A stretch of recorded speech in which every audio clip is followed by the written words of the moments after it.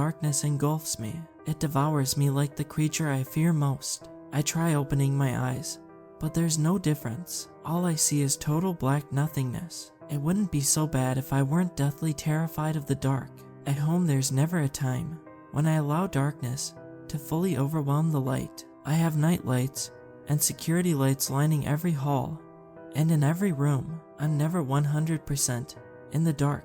That is, not until now. I feel beads of sweat forming on my forehead at the mere thought of what could be lurking in the blackness that takes a hold of me. Even the most mundane holds terror when you can't see it, but your mind tells you it's there. A throne of spiders waiting just out of reach to make me its next meal. A pit of snakes that you dangle perilously close to the precipice. If you can't see, how can you tell if your eyes are open or closed? I reach down and press my hand against the cold floor that I lay on. I stretch out my fingers, laying them flat to feel it. The cold creeps into them, its tendrils invading my body like a virus. It feels like the darkness is digging through my skin deeper down inside me, to my bones, to my marrow, to my soul. I'm lost in this sea of gloom. I don't even know where I am. I'm terrified to make a move lest I tumble over the invisible edge. I don't know how I got here. I don't know where here is. I have no idea why I'm here, unless, as fearful as this mysterious place makes me, the thought of unless chills me to the marrow. The darkness is even set aside for a moment in my mind, displaced by the unless. It seems so long ago, and at the same time, it feels like it just happened. The deepest, darkest place in my soul, the thing I keep locked up tight, never to ponder let alone discuss. The unless is untouchable. Only in my worst nightmares does my subconscious toy with the idea. The unless. No, I can't let it consume me. My thoughts running rampant won't help me to discover what this place is. I must do that first if the miracle of escape is even possible. I slowly slide my hand outward, as far as it will reach, each micro moment prepared to withdraw it if harm is approached. With my senses diminished, the only way to search for harm is to sacrifice my hand, like sending out a scout to see if the area is clear or the enemy is close by. My hand reaches its limit, unmolested. I change direction from straight out to an arc, feeling for anything like a one-winged snow angel. My hand discovers nothing, but the movement has stimulated something of my lost senses. I hear the sliding of my fingers on the floor's surface. It echoes back to me quickly. I try once again, faster and louder this time. The echoes return almost immediately. My mind absorbs the details and makes a conclusion. The room must not be very big. It augments the conclusion with the supposition that the floor is concrete. The smoothness, the cold, and the sound it makes all seem to come together. I further test the conclusion by forming a fist and knocking on the floor. The sound and feel cement the hypotheses. As I congratulate myself on my deduction, I hear something. Having not moved, I don't think the sound came from me. It happened only briefly, and I wasn't listening for any sounds outside the ones I'd made. My mind replayed it and came to a startling conclusion. It sounded like a sigh, as if someone was my unwitting cellmate in this murky prison. Relief and despair fought a furious battle at the prospect of another in my company that I know nothing about. Company in this tenebrous place would be a welcome happenstance. It may even lead to our escape if we work together. However, if I am here about the unless, then what horrid crime had they committed to be relegated to this torturous existence? Caution seemed the most prudent course. Perhaps my cellmate was unaware of my existence. Keeping it that way until I could discover more seemed a prudent goal. Armed with the knowledge of the floor's composition and the existence of a potential cellmate, I set about to gather more information about my surroundings. I rolled onto my back slowly so as not to make any noise that would alert the other to my presence. I then used my other arm to search for any obstructions within its arc. Finding none, I proceeded to move my legs as far to the side as possible, completing my concrete angel. Next on my list for this absurd exploration, I slowly rolled over onto my stomach, making sure to feel as far out with my hand should a sudden drop-off present itself, unannounced, and end my journey in the most horrific fashion. Finding nothing to impede my progress, I took the next step of taking my first step. As I did, my shoe brushed the floor, making a sound that under normal circumstances would barely be noticed. However, I wasn't in normal circumstances. The effect was immediate. and terrifying. This time there was no sigh. It was a low-throated growl. I became a statue as liquid nitrogen rushed through my veins. The growl was deep and throaty, like a lion's, only somehow different. Every inch of my being clenched in a group effort to stay as still as humanly possible. My hope was that this thing would think it had made a mistake and hadn't heard the movement of its next potential meal. It was more than a hope, it was the key to my survival. The problem was I was trapped in a position, kneeling on one knee, about to get up. My knee on the hard floor was starting to complain, and I knew it was only a matter of time until my balance wavered. I couldn't hold this position for long. I was already starting to shake from the effort. My balance was wavering. Beads of sweat formed on my forehead. I hoped it couldn't smell fear, because I was throwing out waves of it. My leg was shaking. My knee was screaming. I had to make a decision. Do I sit back down or go all the way to standing? Whichever I did needed to happen fast, before my knee gave out, and I collapsed to the floor in a noisy heap. I decided to stand, putting one hand on my knee and the other on the floor. I pushed up and ascended. As I rose, my knee popped. It wasn't painful, but it was loud in this quiet room, so loud that it echoed back to me. I made it all the way to the standing position before I heard the growl again. This time it was followed by sounds that were much worse. First was a sniffing sound, as if it was testing the air, searching for its prey. The second was the soft yet unmistakable sound of a footstep. I didn't breathe as I waited to hear another. I listened for any sound, and unfortunately I heard one. It was this thing's breath. It was long and slow, as if this monster's lungs were huge to accommodate a massive body. The sniffing continued, but the second footfall didn't come. Perhaps it was as confused as I was as to why it was here. I was never so glad about the darkness as at that moment. I was still terrified, but at least the darkness had become my ally, if only for a moment. I couldn't see the monster, which was a blessing in itself. My imagination was already picturing the most horrendous, demonic thing that ever cursed the planet with its existence. But the darkness was a double-edged sword. It couldn't see me either. If I stayed quiet enough, it might write me off as nothing more than a figment of its imagination. With only rhythmic breathing and no sound of pursuit, I took my first standing step away from the beast. With measured and calculated caution, I stepped away from the sound of my bane and felt silently and cautiously with the toe of my shoe to make sure there was a floor to step onto. My foot landed with the impact of a feather. I transferred weight to that leg and stepped with the other. With the lights on and no demon waiting to devour me, my motions would have been quite comical. As the situation was, they were anything but. I continued the arduous task of silent escape, listening intently for any change in the monster's breathing. Time had no meaning in this place, but if I were to guess, I would say it took me nearly half an hour to take 10 steps. 11th step, however, was the problem. When I put my foot out, it hit something. I immediately froze. I couldn't tell if the something had been hard like a table or soft like another creature lying in wait for some poor stupid person to stumble into it. I drew my foot back and waited to see if whatever it was reacted.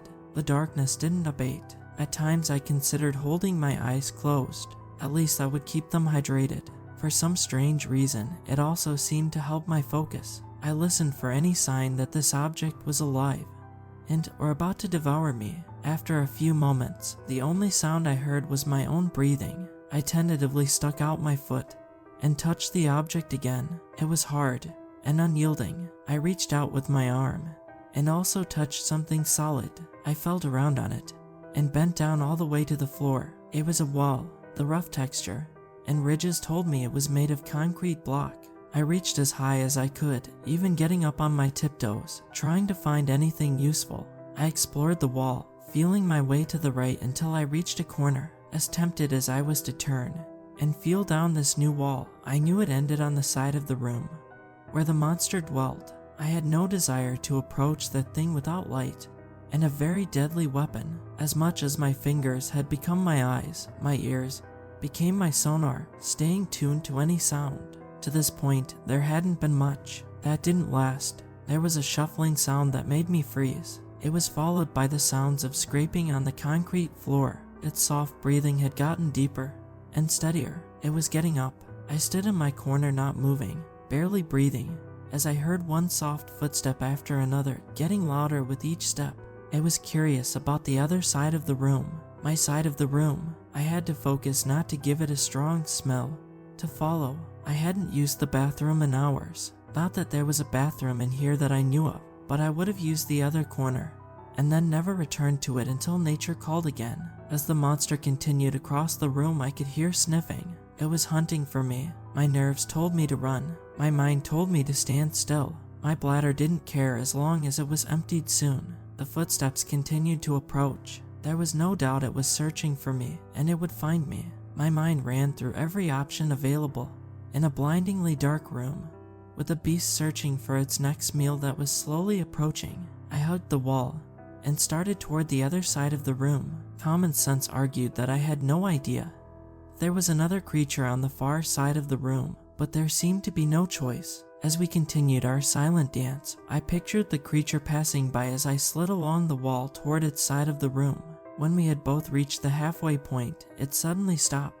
I froze and held my breath as it sniffed the air. For a long moment, it was totally silent. It seemed to be holding its breath as well as if listening for me. I kept my eyes squeezed shut and focused on being totally still. My lungs were burning from holding my breath. I knew I would soon spew out the stale air and gulp in fresh. I also knew that would be the end of me. The creature would know I was here, and it would use the sound to track me down and tear me to bloody shreds as it devoured me.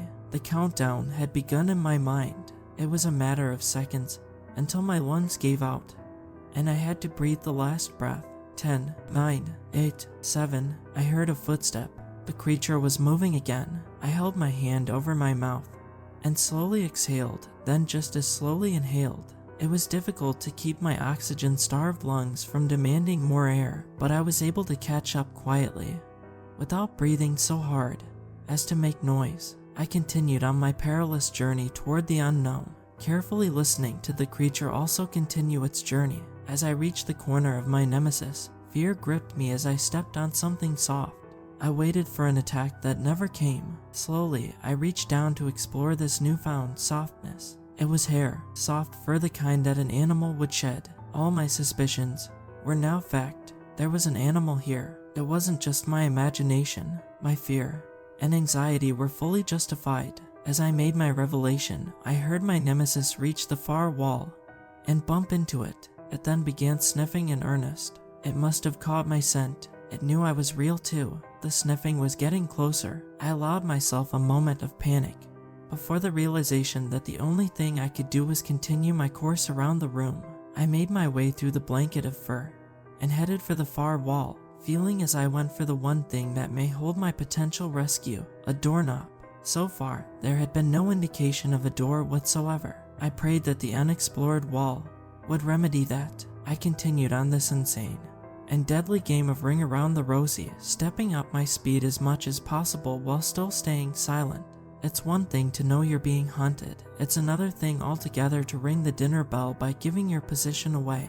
I was counting on it becoming confused when it circled back to its own nest. It was still as dark as ever, and apparently this thing didn't have any better night vision than I did. I reached the far corner, and hope surged through me that I would find a door. My escape seemed imminent. I stepped up my surge, going faster along this wall, but also feeling as much of the surface as possible in search of the desired door. My hopes came crashing down when I reached the next corner without finding anything. It couldn't be. It had to be here. How else did this demon?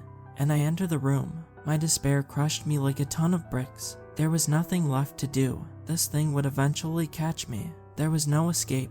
In the middle of my pity party, I noticed something. The room was silent. I couldn't hear it sniffing. I couldn't hear it breathing. I had no idea where it was. I tried to keep my breathing under control as panic washed over me. There was nothing to do but wait. In the darkness, I felt something soft brush against me. It had found me. The subtle growl was no longer across the room. It was right here in front of me. Oh my god, oh my god, oh my god. I felt a river run down the inside of my pants as my bladder finally gave up the fight. A sharp claw ran across my throat, not hard enough to cut, but enough to let me know I was about to die. I couldn't take it anymore. The darkness, the silence, the menace. I screamed at the top of my lungs. I screamed over and over. It wasn't even words, just primal sounds that escaped me.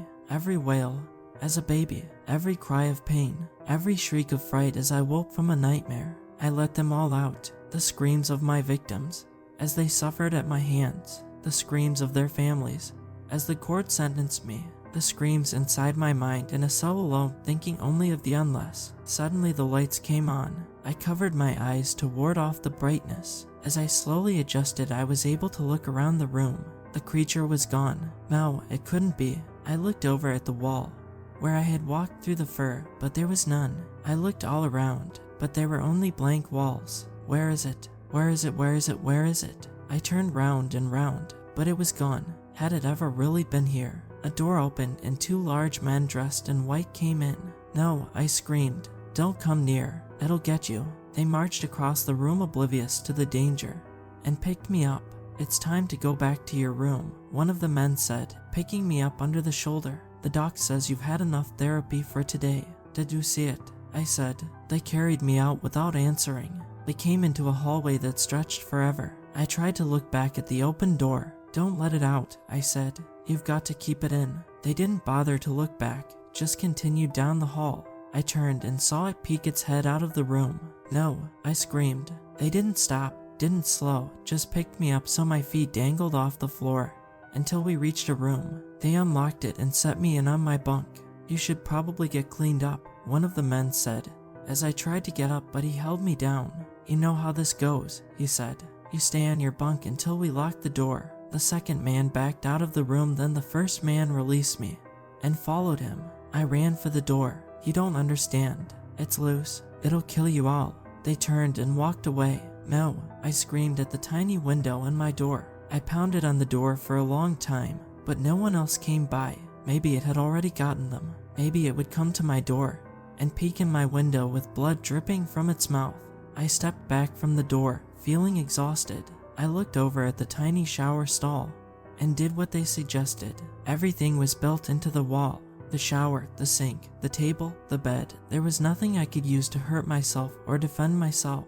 After I took a shower and put on fresh clothes, I sat at my desk and wrote what had happened with the monster. When I was done, I laid down, hoping to be able to rest. At the appointed time, the lights went out. The darkness engulfed me. It devoured me like the thing I fear most. I lay there with my eyes open, waiting. In the black nothingness, I heard it, a soft growl.